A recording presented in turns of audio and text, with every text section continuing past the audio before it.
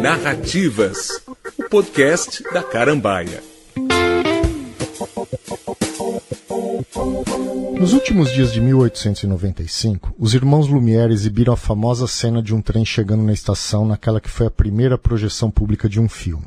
Menos de um ano depois, em Nova York, foi para a tela Trilby and the Little Billy, uma cena de 45 segundos baseada no livro Trilby, de Georges du Maurier.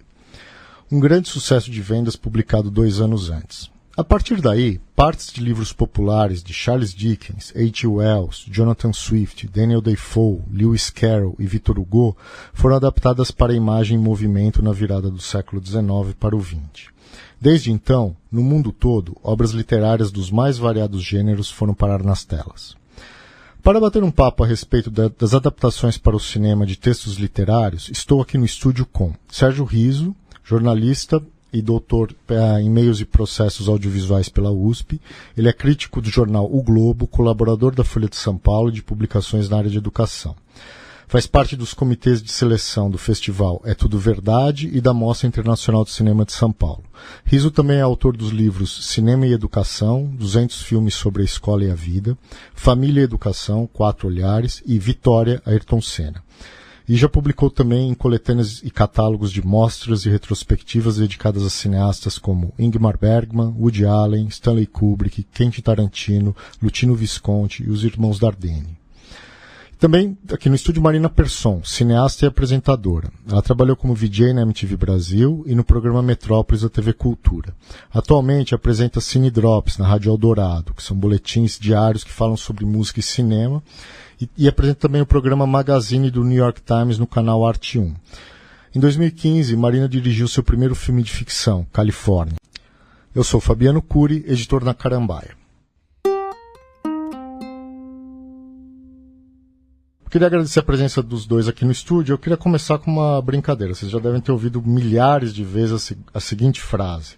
Ah, mas o livro é bem melhor que o filme. Sempre. O livro é sempre melhor que o filme ou não? Vocês querem começar só com essa provocação para a gente aquecer aqui? O livro é sempre melhor como livro. Uhum. Né? O que significa que mesmo quando, eventualmente, você prefira o filme em relação ao livro, o livro vai continuar a ser melhor como livro. É um pouco como comparar laranja com banana, maçã com pera, são coisas completamente diferentes, né? O que todo mundo faz, eu inclusive, acho cotejar uma experiência que você teve ao ler um livro com a experiência que você teve ao ver o filme. E aí, de fato, a experiência de ter visto o filme pode ser bem inferior àquela de ter lido o livro, mas também o contrário pode acontecer sem nenhum problema. Né? O que é muito esquisito, de fato, é dizer que uma coisa é melhor do que a outra. São experiências diferentes. É que quando você, em geral, quando você assiste ao filme sem ter lido o livro, o filme vai ficar muito melhor, porque ele é uma coisa em si, do que quando você vai ler o livro a posteriori. O livro vai ficar talvez pior, porque você tomou contato com aquilo de um jeito. E o que acontece é que quando as pessoas vão assistir uma adaptação literária no cinema, é a mágica da literatura, porque quando você lê um livro, você faz aquelas imagens na sua cabeça, entendeu? Você, na verdade, essa é a grande coisa da literatura, que a gente tem medo que se perca se as pessoas pararem de ler livros e começarem a, né, enfim, a ficar, né, muito entretidas só com obras que já são audiovisuais, porque você faz um audiovisual na sua própria cabeça, né? Quando você está lendo aquelas imagens e alguém vai lá e descreve uma paisagem bucólica com uma casinha linda, cada um forma a sua própria imagem, né? Por isso que eu sempre conto essa história que eu acho que é legal, assim. Teve um caso de uma amiga minha que estava lendo Reinações de Narizinhos, ela estava lendo Monteiro Lobato, um clássico, para a filha dela, e aí pais separados, né? E aí o ex-marido dela queria levar a menina para ir ao teatro ver o Sítio do Pica-Pau Amarelo, o que quer que seja. Aí ela falou, pelo amor de Deus, não faça isso.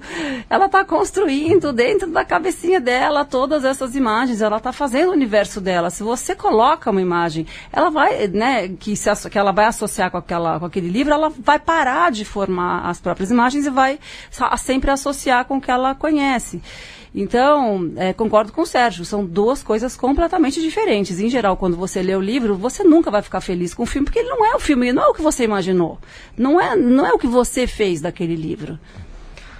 Tem uma outra frase também bastante comum que a gente ouve quando se fala de adaptação literária, é que os grandes livros, as grandes obras, os clássicos, aqueles livros que já passaram por um grande reconhecimento, eles dificilmente são transformados em bons filmes. E ao contrário, às vezes tem maus livros que rendem filmes excelentes. Vocês acham que isso é um exagero ou faz algum sentido? Acho que Hitchcock falava isso, não era, Sérgio? Quem falava? Tinha um cineasta que falava isso. Sei lá, Psicose do Hitchcock é baseado num livrinho ali de literatura policial bem furreca, né? Eu acho que ele falava isso, sim. Que tinha duas coisas que ele falava. Uma era que era um bom roteiro não necessariamente dá um bom filme, mas um mau roteiro vai dar um mau filme, com certeza, porque o cineasta pode estragar um bom roteiro, mas ele nunca pode melhorar um bom roteiro, né? E aí ele tinha essa máxima também, de pegar uma literatura bem, enfim, de segunda classe, sei lá o que ele chamava, e aí isso sim dariam bons roteiros. Eu proporia uma outra equação, quer dizer, o grande livro exige um grande cineasta. Então vamos lá, Morte em Veneza. Um livraço, uma novela, né, do Thomas Mann, um livraço que deu num filmaço do Luchino Visconti. Agora, por que saiu desse jeito? Porque, em primeiro lugar, o Luchino Visconti tinha uma estatura tal que não se deixou intimidar pelo livro do Thomas Mann. De modo que ele foi lá no livro do Thomas Mann e mexeu num monte de coisas, de modo a, ao mesmo tempo, manter o que a gente chama de o espírito da obra do Thomas Mann e transformar aquilo num filme inequivocamente de Luchino Visconti. Você não olha para Morte em Veneza e fala, aquilo é Thomas Mann, aquilo é Luchino Visconti, com alguma coisa de Thomas Mann. Se você não tiver a estatura de um Luchino Visconti, teremos problemas. E aí eu dou um exemplo de alguém que foi grande diretor e teve problemas, John Huston, adaptando Os Mortos, o conto admirável do James Joyce. Porque aquela adaptação, tá certo que o John Huston já é em fim de carreira, e trabalhando com os filhos, e aí eu não sei que espécie de clima se criou na realização, mas você olha para o filme e vê um monte de gente intimidada diante do James Joyce. Estou mexendo com este material é da mais alta grandeza na literatura inglesa, então eu preciso tomar cuidado. E aí o filme fica um pouco ali literal muitas vezes, né?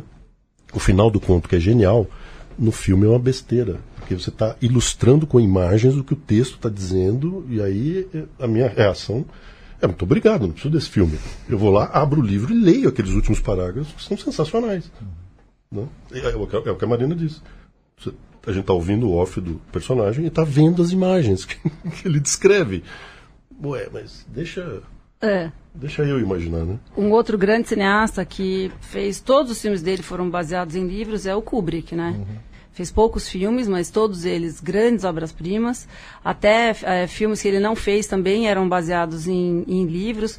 Tudo bem que o 2001 foi concomitante, né? Ele fez o livro foi junto com o roteiro. Mas, enfim, também tinha uma coisa literária como base, assim.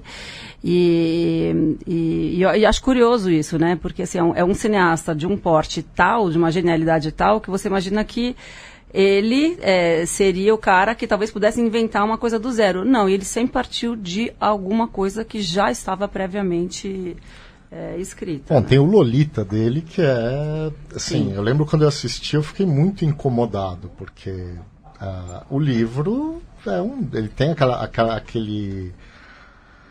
aquele traço de road book nos Estados Unidos, se passa por vários estados e de repente ele faz o filme todo na Inglaterra com um outro formato. Eu lembro que foi algo que... No caso dele, como a Marina lembrou, adaptar a literatura era modus operandi, né? Porque ele conta que entre um filme e outro, o que ele fazia? Ele lia. Né? E lendo trombava com coisas que ele dizia, puxa, isso aqui quem sabe talvez... Aí pede para algum assistente checar os direitos, estão com alguém, não estão. E aí um desses livros dos quais ele se aproximava acabava entrando no trilho de um projeto que, no fim das contas, efetivamente saiu. Acho que só o primeiro filme, que ele não por acaso escondeu, o filme de que ele não gostava. Killer's Kiss, como é que chama? Não, o anterior, esqueci agora como é que chama. Morte e Desejo, uma coisa assim. Fear and Desire. Fear and isso Desire. mesmo. Esse não, era argumento original, o argumento é muito ruim. Talvez por isso ele tenha sempre depois adaptado. Eu ouvi uma vez uma colocação que eu achei interessante, que o problema é que, e eu acho que tem muito a ver com isso que o Sérgio falou, quando você tem uma obra muito poderosa, você peitar aquilo e tentar, ela já está, vamos dizer, ela já é uma obra feita de uma forma quase completa, que para você fazer uma adaptação para uma outra linguagem, você precisa ter muito peso e conseguir colocar aquilo com a sua própria linguagem, senão você vai... A exigência da crítica vai ser muito maior em cima disso, porque fala, poxa, você está adaptando uma grande obra da literatura, respeite isso, né? Uma outra coisa que eu percebo, assim, lendo principalmente autores contemporâneos, brasileiros, alguns estrangeiros, é que hoje em dia você começa a notar no livro elementos cinematográficos. Eu não sei se vocês já tiveram essa percepção de que o repertório daquele escritor ele está influenciado pelo cinema, e muitas vezes ele constrói ali uma narrativa que você olha e você fala, nossa, isso aqui parece um roteiro, isso aqui parece feito para cinema. Então, assim, diálogos, personagens, descrições de ambientes, tal. Os escritores, hoje em dia, mesmo quando eles não estão escrevendo para cinema, eles escrevem com o cinema, vocês acham que eles têm essa... Você descrevendo essa situação, eu me lembrei Daniel Galera, Bernardo Carvalho, que são escritores próximos do cinema. Né? Verdade. Do Bernardo... super próximo de cinema.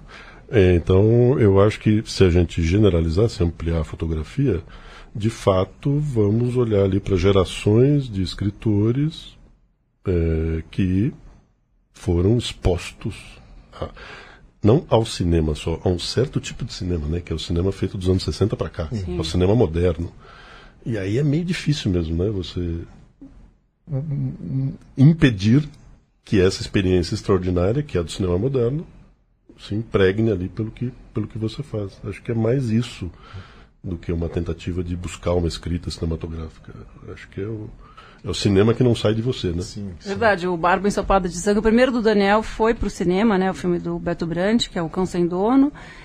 E o Barba Ensopada de Sangue, ele é um filme, ele é um roteiro. Assim, se você quisesse, era só formatar aqui é diálogo, aqui é rubrica, aqui é situação, né? A cena se passa não sei onde. E eu ouvi dizer que ele tinha sido vendido, mas eu não sei, não estou vendo essa adaptação. O outro dele, Mãos de Cavalo, né? Também foi vendido para o cinema. Eu lembro que quando eu li, eu tive muito essa impressão de... Mas foi outro projeto que foi vendido, compraram os direitos, iam fazer, chegou a ganhar um edital, mas também ainda não chegou na tela. E por outro lado, se a gente pensar no leitor, esse leitor influenciado pelo cinema, ele também consegue estabelecer, ele consegue ler textos, mesmo textos anteriores ao cinema, e enxergar naquilo uma possibilidade cinematográfica. Nossa, eu faço isso o tempo inteiro. Com a sua experiência de cineasta, acho que isso... Quando eu li a balada de Adam Henry, vocês leram?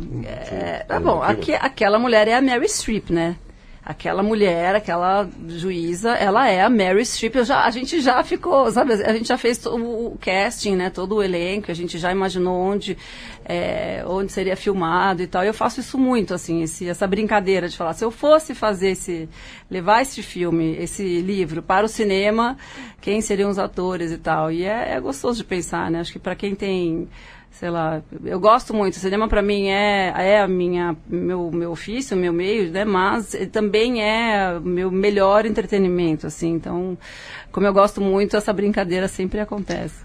Sérgio, você que tem um repertório vastíssimo de diretores, você lê livro e fica pensando, nossa, esse livro na mão de fulano ia ficar ótimo. Você tem isso ou não? Sim, sim. A balada de Adam Smith é um caso curioso, né, que a Marina lembrou, porque a adaptação para cinema, no fim das contas, não teve a Meryl Streep, teve a Emma Thompson no papel. Mas já ficou pronto esse filme? Já, esteve. Eu não vi. Então... Tá vendo? Eu não vou ver, porque tinha que ser a Meryl Streep, mas Emma Thompson... Não é? Não, perfeita. Mas eu achei uma escolha bem adequada. E o roteiro foi feito pelo próprio Ian McEwan. E essa é uma outra situação muito interessante, que é dos escritores que adaptam suas próprias obras. O que tornaria um pouco estranha qualquer crítica no terreno daquela palavrinha maldita, né, que é da infidelidade, porque foi o próprio sujeito que resolveu fazer aquele recorte. Eu lembro muito do Johnny Vai à Guerra, do Dalton Trumbo, que ele escreveu e depois ele filmou. Ou ele fez antes, eu não lembro se ele fez. É boa, também não lembro. Eu não lembro se ele fez o filme antes e depois publicou em livro, ou se ele escreveu o livro e depois fez o filme. Acho que é primeiro o livro, acho. Que lendo o livro você fica pensando, é muito difícil adaptar isso aqui para o cinema, né? Porque é um livro que é um fluxo de consciência o tempo todo. Ele conseguiu e ganhou o Oscar, né? Sim. Tem uma... Eu lembro de ler... eu tinha lido quando era mais garoto, depois fui ler mais adulto o Moby Dick, e as cenas iniciais de descrição portuária que ele faz, eu fiquei pensando o tempo todo no Tim Burton, assim, falei, nossa, o Tim Burton precisava filmar Moby Dick. Isso aqui é muito Tim Burton. Então, eu não sei se era uma coisa minha, mas eu estou vendo que, imagino que com você seja até mais, pelo conhecimento dos autores, mas... é porque você puxa... ao ler o livro, você puxa uma atmosfera, né? Sim. Quer dizer, você cria uma atmosfera a partir das palavras. E essa atmosfera, acho, para quem tem, como nós todos, um repertório de imagens muito grande, junto vem já alguma coisa de cinema, né? Isso aqui está me lembrando, sei lá, Bela Tarr. Isso aqui está me lembrando Kubrick. Aquilo está me lembrando Hitchcock. Tim Burton. E assim sucessivamente. Sérgio, você escreveu, e você estava falando dessa faceta dos próprios autores, escritores que adaptam suas obras. Você escreveu um texto há algum tempo para Carambaia falando sobre as adaptações que o Bergman fez das obras do Ibsen. E eu queria puxar aqui um pouco para o teatro, né? Muita gente se esquece, acabou hoje em dia se esquecendo da afinidade que existe entre cinema e teatro. E a gente tem alguns filmes que são peças, praticamente peças filmadas. Eu lembro do Oleana, do Dave Mamet, o Sunset Limited, do Cormac McCarthy, que são quase filmagens de palco, né, sem usar muitos dos recursos cinematográficos. E a gente tem outras obras bastante conhecidas, do Shakespeare, evidentemente, que foi filmado por diversos diretores, o Tennessee Williams, Arthur Miller, esses que passaram por adaptações maiores. Como é que você vê, assim, no caso, o teatro, a adaptação do teatro para o cinema? Esse lado mais do teatro filmado, ele tem público ainda ou não? Então, essa é outra expressão que rende muita conversa, né? Teatro filmado. Eu acho que quando o espectador solta essa expressão, ele está se referindo a um filme que tenha pouca ação física e que seja ambientado num único cenário. Mas boa parte do cinema, principalmente o autoral, principalmente o de matriz europeia, tem pouca ação física e alguns dos clássicos são ambientados num único espaço, né? Então, você mencionou o Bergman. O Bergman, a partir do final dos anos 50, tem uma predileção por filmes em que a ação dura pouco tempo, às vezes 24 horas, às vezes 48 horas, e em alguns casos a gente não sai do lugar.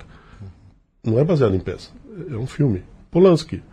Roman Polanski é um especialista em dramas de confinamento. Então, Repulso ao Sexo. Repulso ao Sexo, um espectador talvez diga, é teatro filmado. Bom, tá, entendi o que você quer dizer, mas não é teatro, aquilo é cinema. E aquela situação é cinematográfica. E ela é construída daquele jeito para levar o espectador a ter uma determinada reação, a sentir aquilo de uma determinada maneira. Agora, o fato muito interessante é que, sim, você pode montar Repulso ao Sexo. Você pode levar um filme, esse filme, tantos outros filmes, para o teatro. Assim como muitos filmes do Bergman, escritos para cinema, roteiros, foram levados para o teatro. Em num ou outro caso, por ele mesmo. Mas na maior parte dos casos, não, por outros encenadores espalhados pelo mundo que continuam a fazer isso, porque, de fato, você olha lá para a matriz dramatúrgica desses filmes e tem elementos que vão funcionar no teatro também. Não, eu estava... Tem algumas características que eu acho que que dependendo da peça, você vê... nos filmes, né? Na verdade, duas coisas que eu queria falar. Uma é que quando o filme, assim como o livro, quando o filme se desprende daquela obra e consegue fazer uma coisa totalmente própria e diferente, que se distancia. Eu estava aqui tentando buscar exemplos na minha memória, até abri aqui hoje em dia a gente não tem mais memória, a gente tem o IMDb, IMDb, né? As Horas, eu estava ficando um outro filme da Meryl Streep e veio aqui o As Horas. O As Horas é um exemplo disso, né? De um filme que, na verdade, não era de uma peça, era de um livro, já falei tudo errado. Mas, enfim, tinha aquele filme que era a Meryl Streep, a Orange County, uma coisa assim, que era uma peça e que tinha muito diálogo. Então, na adaptação cinematográfica, ela não se parece com uma peça, porque ela tem as locações, eles conseguiram fazer muitas locações diferentes dentro da própria fazenda, ou a casa e tudo mais, mas quando você vê a quantidade de diálogos que tem aquilo, aí você fala, não, isso aqui é certamente, assim, quando você pensa que aquilo lá veio de uma peça, você fala, não, realmente veio do teatro. Mas, voltando ao que eu estava falando, eu acho que é isso, assim, eu acho que o grande lance, tanto da literatura quanto do teatro, é você tentar fazer alguma coisa que se descole, porque senão isso, o teatro filmado é aquele clássico, assim, poxa, isso aqui não acontece nada, eles estão só confinados num lugar, falando sem parar, você entende? Então, talvez essa seja... E a gente tem alguns exemplos aqui no Brasil também, de filmes que foram bons filmes, que são adaptações do teatro. Estou lembrando aqui do Nath Morto, por exemplo. Filme peça do Lourenço, né? Que inclusive o próprio Lourenço fez, né, um papel com a Simone Spoladori. Enfim, eu acho que a gente tem alguns bons exemplos. No Brasil, talvez o exemplo mais rico seja o do Nelson Rodrigues. Um único universo teatral que foi parar em alguns universos cinematográficos muito diferentes. Então, sei lá, você pega A Falecida do Leon Hirschman, sim, é um mundo completamente diferente dos filmes que o Jabor fez, mas baseados no Nelson, que por sua vez são filmes que talvez tenham alguma semelhança, mas são bem diferentes dos filmes do Neville de Almeida, né? E agora, como chama o menino da Sim. Globo? O Murilo. O Murilo Benício, que fez o... Que fez uma outra coisa exatamente. Lá do Beijo no Asfalto, né? É a mesma matriz aqui dando origem... Teatro documental mas é uma boa adaptação também. Por que isso? Porque ela sai daquela literalidade, né? Você citou o Polanski e tem não sei se é um dos últimos filmes dele, A Pele de Vênus, que na verdade ele faz uma brincadeira com tudo isso, né? Porque ele pega vocês assistiram esse filme? Eu não sei se... Assisti. Que ele faz essa adaptação, né? Na verdade são dois personagens num teatro fazendo a adaptação de um texto literário, né? A Vênus das Peles, do Sacher Masoch, né? E tem uns que são também, são metalinguagem, né? Que eles falam sobre o Ricardo III também, né? Sim. Do Al Pacino, também faz um pouco isso, que é um pouco que você falou do Murilo Benício, eu lembrei, assim, que eles eles falam do próprio teatro, do próprio ofício, e eles conseguem dar a volta na literalidade, quer dizer, você está falando o texto original, tal e qual ele foi escrito, que muitas vezes é necessário também você adaptar, porque o teatro tem uma linguagem, o cinema tem outra, a linguagem, assim, o falar mesmo, né? O cinema tem um naturalismo que, enfim, na verdade é dominante, né? Não sempre, não todos os filmes são naturalistas, mas assim, a maior parte dos filmes que a gente vê são naturalistas, e o teatro ele tem uma impostação própria e tal, até pela própria fisicalidade, né? Que você está no palco, você tem que falar, ainda que hoje tenha muitos microfones no palco, mas você tem que falar para quem está, o famoso tem que falar, a última fileira tem que ouvir. E as próprias palavras também são, né? Se você vai adaptar Nelson Rodrigues tem um linguajar próprio de um Brasil, do Rio de Janeiro, de uma outra época. Então, tudo isso você também, quando você faz um filme que nem o do Murilo, você contempla tudo isso, né? Você fala, olha, isso aqui era daquele jeito. Esse Brasil, esse Rio de Janeiro era assim, pensava assim, falava assim. E aí os atores têm a reflexão em cima daquilo, né? Assim como o Ricardo III do Al Pacino. Marina, mudando aqui um pouquinho de assunto, o seu primeiro filme você produziu e dirigiu um documentário sobre o seu pai, né, o cineasta Luiz Sérgio Persson. E você trouxe alguns depoimentos de pessoas que conviveram com ele e tal. Você fez um trabalho testemunhal, que é muito comum assim, na literatura, tanto na literatura de testemunho, jornalística, biográfica. Quando você pensou na estrutura do filme, quando você começou a conceber e estabelecer uma estrutura para ele, teve dentro da literatura obras que serviram de inspiração? Você acha que foram? Teve, eu li muitos livros. Eu li desde Carta ao Pai, né, que tinha um título mais lindo que podia ser, falei, não, mas eu vou repetir, não dá. Tinha o livro do Coni, que era Quase Memória. Que foi um livro que me deu bastante inspiração, assim, para poder fazer. Porque o filme, na verdade, eu tinha muita vontade de fazer o filme, mas eu ficava me perguntando como que eu ia fazer, né? Que tipo de filme, né? Porque fazer um documentário sobre uma pessoa próxima, mas ainda que ausente, como era o caso do meu pai, eu não sabia se eu ia ir por uma coisa mais pessoal, que foi o que eu acabei fazendo, ou se eu ia ser tentar uma coisa mais biográfica, só dele, sem o meu lado, enfim, eu passei por muitos momentos, assim, até chegar na conclusão de que eu tinha que fazer o filme que só eu podia fazer, que era o filme da filha, falando sobre o pai. E aí, nesse aspecto, o Quase Memória foi um super disparador, assim, de falar de que esse aqui era o caminho que eu queria seguir, porque na verdade, nada mais, isso, uma coisa muito pessoal. E era o único jeito verdadeiramente, sei lá, talvez mais autêntico, mais verdadeiro que eu tinha de me colocar naquela história, era na posição de uma filha que foi privada da convivência com o pai,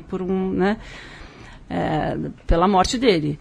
Eu me lembro desses dois, mas acho que tiveram outros, assim, também, é que faz tanto tempo que eu já não me lembro, mas o Quase Memória foi muito importante para mim. Foi fundamental. No Brasil, assim, se a gente pegar praticamente em todos os países, você vê, sei lá, na Inglaterra tem grandes adaptações da literatura inglesa para séries, às vezes algumas pequenas novelas. Na Itália tem das obras italianas, na Rússia tem das obras russas, e no Brasil também, até por ter uma teledramaturgia forte, a gente tem aqui, sei lá, séries, já teve Grande Sertão Veredas, Tempo e o Vento, Alto da Compadecida, Dois Irmãos, que mais? Vidas Secas, Gabriela, até Memórias Póstumas. Como é que vocês acham que Memórias do Cárcere. Como é que vocês acham que a produção, no caso brasileiro, a produção de obras a partir de clássicos da literatura brasileira ou de obras importantes da literatura brasileira? Vocês acham que tem qualidade? Eu acho que ela é muito diversa, né? Tem filmes sensacionais tal, e tem coisas que deixam a desejar. Vou ficar aqui só no Grande Sertão Veredas, porque com ele eu volto um pouco àquele meu ponto inicial. O livro do Guimarães Rosa é talvez uma peça de ficção já escrita nesse país, uma coisa extraordinária. Então tu tem que ser muito bom para mexer naquilo, cara, e tirar dali um filme. E isso nunca aconteceu. Nem no cinema, tem uma adaptação para cinema dos anos 60, e tem a minissérie, tem algumas coisas que são, assim, lembrando hoje da minissérie, lá com a Bruna Lombardi e tal, desculpa, aquilo é grosseiramente ridículo. Como é que você olhar para o livro e tirar aquilo é ridículo, é melhor não adapta então. Pega, sei lá, A Hora e Vez de Augusto Matraga, pega umas outras coisas, se você quer trabalhar com Guimarães Rosa. Então, fico pensando que, naquele outro exercício que você propôs, Glauber Rocha adaptando Grande Sertão Veredas, dá vontade de imaginar como é que seria esse filme. Ou, vê cá, numa outra trilha, Leon Hirschman adaptando Grande Sertão Veredas, pode ser legal, hein? Porque o São Bernardo que o Leon Hirschman tirou do Graciliano Ramos, talvez seja o melhor Graciliano Ramos no cinema. E é Leon Hirschman, usando a base que o Graciliano lhe deu para fazer um filme sobre o capitalismo brasileiro florescendo nos anos 20 e 30, até chegar nessa desgraça que a gente conhece hoje, né? Você quer entender o Brasil, o capitalismo brasileiro, vai para São Bernardo. Tanto, menos para o livro do Graciliano Ramos e mais para o filme que o Leon Hirschman tirou do livro. Então, só para voltar a essa questão da estatura e da necessidade de quem está fazendo a adaptação não se sentir intimidado. E eu acho que você não se sente intimidado quando mais ou menos você está ali na mesma categoria. Digo, Messi não se intimida com Cristiano Ronaldo e vice-versa. Certo? Mas qualquer jogador brasileiro, perto do Messi, inclusive o Neymar, faz xixi nas calças. Essa é a questão. Eu concordo com o Sérgio. Eu não sei, eu concordo. Eu não sei se é só uma questão assim de você não ter medo da obra, mas também sobretudo aquilo que eu estava dizendo, assim, de não ter medo de ressignificar tudo aquilo de um outro jeito, entendeu? Então, assim, a gente está falando de grandes mestres e o que eu tenho visto, assim, no cinema brasileiro mais recente, é que, assim, por exemplo, esses grandes cânones da literatura, salvo engano, não sei se tem alguém mexendo com isso, alguém fazendo adaptações desses livros hoje em dia. Talvez o último que tenha peitado foi o Luiz Fernando Carvalho, que pegou o Radonassar, né? Eu não sei, salvo engano, eu não tô talvez eu esteja completamente injusta agora. O Grande Coelho adaptou o Milton Ratum, que foi bonito. Sim, uma boa adaptação. E o próprio Milton Ratum participou, né? Uma bonita adaptação, aliás. Mas eu digo assim, pegar, sabe, um Grande Sertão, pegar um Graciliano, eu não sei, não tenho visto isso acontecer, não sei. E eu não sei se é porque não se acham à altura, não tem coragem, ou porque talvez, não sei, talvez seja uma coisa mesmo da gente ter que cuidar melhor da nossa história mais longínqua, né? Não só a gente está muito envolvido na contemporaneidade, nas coisas que estão acontecendo agora, a gente está absorvido e a gente talvez não esteja olhando tanto para, sei lá, para Machado de Assis. Há quanto tempo não tem uma adaptação?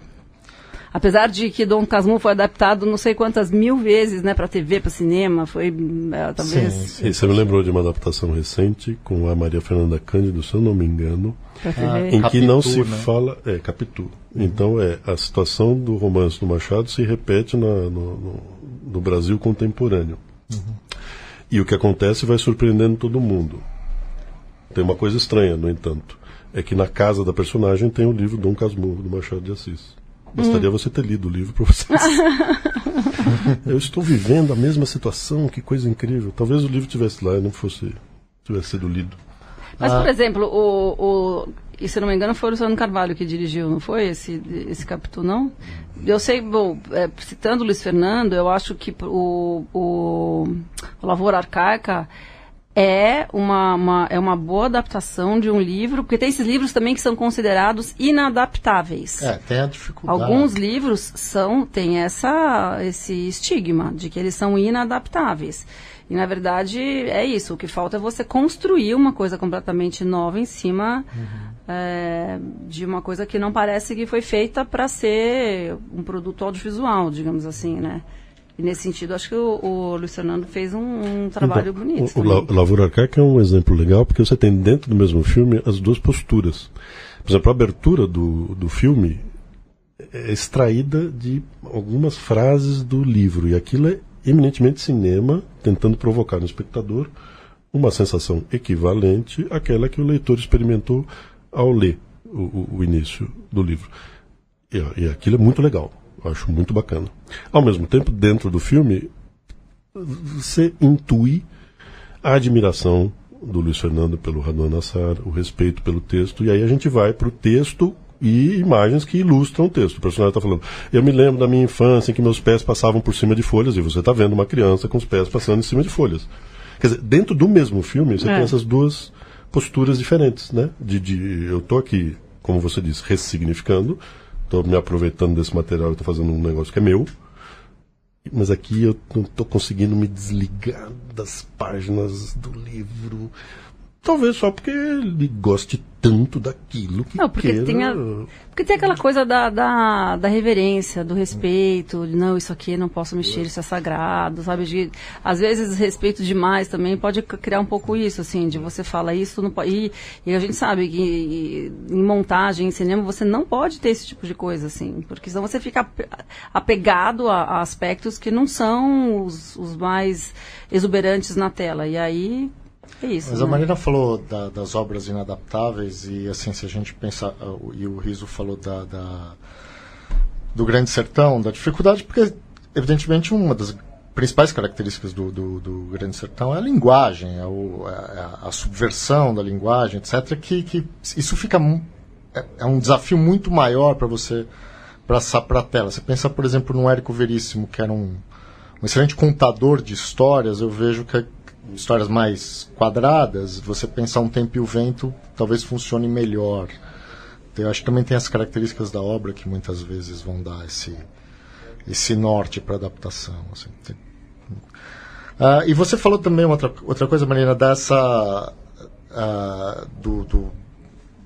que talvez a gente esteja se afastando dessas obras que foram extremamente importantes. E a gente vê hoje em dia o cinema, e principalmente o cinema mais comercial, as narrativas literárias estão meio que ofuscadas por outras fontes, né, de adaptação. Então, quadrinhos, jogos. Como é que vocês veem esse grande apelo? Por exemplo, a gente tem aí todo mundo falando do filmes de super-heróis, que são dos quadrinhos de ação, até alguns videogames que são adaptados para cinema, tal, que são outras formas narrativas, mas que aparentemente têm tido muito mais apelo com o público. É porque o público o público de cinema hoje é mais jovem? O que É o vocês afeto, acham? né? As pessoas gostam daquilo, e aquilo é afeto e business, dinheiro, porque é fácil você vender um produto que já tem uma base de fã, né? Então, assim, é isso, um game. Os games hoje, são altamente viciantes, é motivo de briga em família, a gente só vejo mães desesperadas, botando limite, não sei o quê, e as crianças, sabe, tipo, se escondendo no quarto e aproveitando o horário que não tem ninguém de olho, é isso, é altamente viciante, né, de pessoas que não dormem. É uma loucura. Então, assim, você vai fazer um filme em cima de um produto que já é um sucesso de vendas, é um sucesso de bilheteria, e é disso que a gente está falando, entendeu? Então, assim, é muito, do ponto de vista do negócio, é muito bem sacado isso, entendeu? Agora, do ponto de vista, eu que não gosto, eu que não vejo, eu não sei, às vezes eu olho e falo assim, eu não entendo nada. Você vai ver um filme e você fala, não entender nada. Você tem que ter pré-requisito de ter jogado aquele game, ou sei lá, ter tido algum contato com aquele universo para poder gostar daquilo. Agora, aqui tem muita gente que gosta e que vai e que paga, sem dúvida, não, né? mas você acha que os livros estão vocês estão perdendo espaço para isso? Isso eu não sei dizer, certo? Sabe? Você tem uma... Sim, perdendo espaço, porque antes eles não disputavam espaço. Quer dizer, se você olha para o cinema americano, por exemplo, né, para tomar como referência ali uma indústria que sempre prezou muito a compra de direitos e adaptações de literatura, de teatro e tal. Era só o que havia até um determinado momento, que é bem recente, até os anos 80. Né? Quer dizer, era só o que havia em termos de compra de direitos. Você pegar livros e peças. Abre-se uma janela nos anos 80 para histórias em quadrinhos. E a partir do momento em que se popularizam games, então eles também passam a entrar nesse cardápio, digamos, do que é que a gente pode adaptar. De um lado. De outro, sim, você matou uma charada. O público que vai ao cinema hoje, e desde o final dos anos 70, é majoritariamente jovem, né? Numa definição muito particular. Ele tem até 30 anos de idade, ou ele é mais velho e se mantém ligado por questões afetivas a coisas que ele consumia quando ele era criança e adolescente. Então, se você vai assistir... O que é que eu vi o outro dia? Dragon Ball, não lembro a continuação lá. E aí eu fui achando, era uma pré-estreia, não era uma sessão para imprensa, era uma pré-estreia sábado de manhã. E aí eu fui preparado para estar na sala com um monte de crianças, tal, não sei o quê. Não tinha absolutamente criança nenhuma. Um monte de adultos, alguns mais velhos do que eu tenho 53 anos. E todo mundo vibrando muito. E eu um pouco nessa situação da Marina. Tá, ok. Deixa eu tentar entender que universo é esse, mais ou menos eu sabia. Tal, mas... E os caras ali urrando com um determinado diálogo que provavelmente remete a questões ancestrais nas relações entre eles e essas obras. Vingadores, agora, o Ultimato. Eu fiz um trabalhinho para um piloto lá que a gente está desenvolvendo, eu e uns amigos, que consistiu em entrevistar pessoas na saída da sala. Então, o sujeito acabou de ver o filme e a gente está ali pegando as pessoas e ouvindo. Bom, várias pessoas chorando. Você diz adolescentes? Também, mas adultos chorando. Me lembro de uma mãe e de uma filha, a filha já com uns 20 e poucos anos. A mãe, portanto, com pelo menos 40 e poucos. As duas chorando abraçadas. E os relatos do que é que essas pessoas viram no filme, o que é que as emocionou.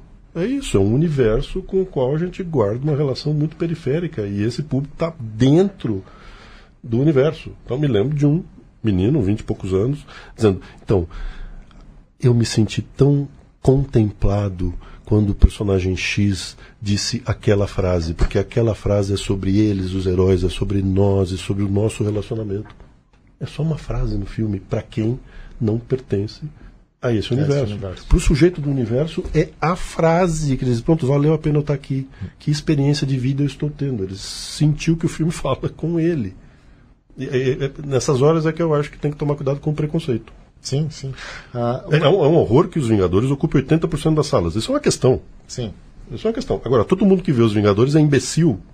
Isso é um desrespeito flagrante. Cacá Diegues escreveu um artigo no Globo, faço questão de mencionar, tratando todo mundo que assiste os Vingadores como retardados. Isso é um desrespeito incrível, incrível, de alguém que está muito desligado desse universo. Uhum. Então, repito, é um horror que um filme ocupe 80% das salas de um país. Um horror. Essa é uma questão. Ela não transforma todo mundo que vai ver o filme em imbecil. Mas não adianta você demonizar a obra. A questão não é... A culpa não é do filme Os Vingadores. Sim, é de quem o coloca em tantas salas. Mas você falou a partir da década de 80 que os quadrinhos começaram a fazer parte do universo do cinema. Eu acho que também até os videogames, alguns começaram a aparecer, mas... a impressão que eu tinha é que era algo mais periférico, que eram normalmente obras de produção de orçamento baixo, não era nada, assim, faturar um pouquinho a mais. Mas essa coisa central que a gente tem hoje, de o cinema de super-heróis, por exemplo, que são vários filmes por ano, e são os grandes filmes, com os atores mais bem pagos, com a melhor produção, etc. Isso foi avassalador nos últimos... 10 anos, talvez. Sim. Então, e de pensar de personagens que já estavam aí há muito tempo, né? Dessas histórias em quadrinhos, e que agora o cinema se apropriou com tudo disso daí, né? E dos videogames também. Saiu agora, o que eu vi do Sonic, né? O Sonic era aquele porco-espinho que eu fico imaginando assim, como você vai criar ali um filme em cima daquilo, mas... mas eles conseguem. Consegue. Fica tranquilo. Tem pessoal bom para pensar lá. Bastante gente ganhando bem. Muita grana.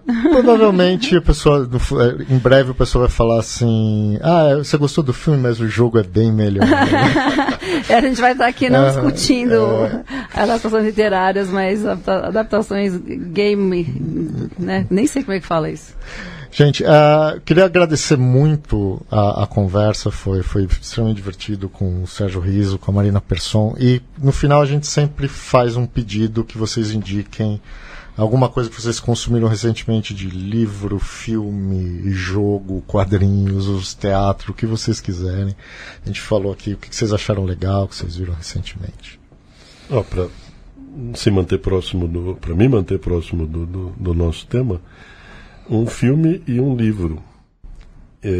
Em Chamas, é um filme sul-coreano, lançado aqui no Brasil no ano passado, e que agora está disponível já nas plataformas de streaming. E ele é baseado num conto do Haruki Murakami, né? É assim que se pronuncia, um escritor japonês. Eu vi o filme, e aí depois de ter visto o filme, é que eu falei, é baseado nisso aqui. Legal. Um tempo depois, meses depois, eu fui atrás do livro que traz esse conto. No Brasil se chama O Elefante Babababá, não lembro. E o conto se chama Queimando Celeiros, ou Queimar Celeiros. É um exemplo extraordinário desse nosso assunto de hoje. Porque, para começo de conversa, é um conto. E, portanto, ele explora ali uma situação, né? Uma coisa. Criada por um escritor japonês. Aí vai um cineasta sul-coreano, leva isso para a Coreia, faz uma transposição cultural, aproveita a história do Queimar Celeiros, que era central no conto, e cria um universo. Né? O filme é melhor que o conto é melhor que o filme. Os dois são bons pra cacete, cada um surfando na sua praia. Né? Marina. Legal. Eu vou ficar no universo do podcast. Tem um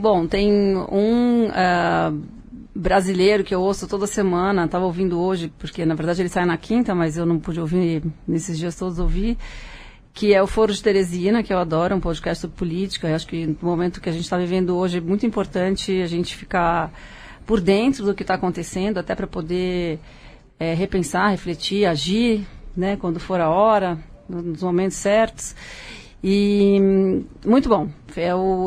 Na verdade, o podcast da revista Piauí, né? E os três, né? O Fernando Barros e Silva, o Zé Roberto Toledo e a Malu Gaspar são muito bons. Bem equilibrado, são opiniões também, elas não são uníssonas, né?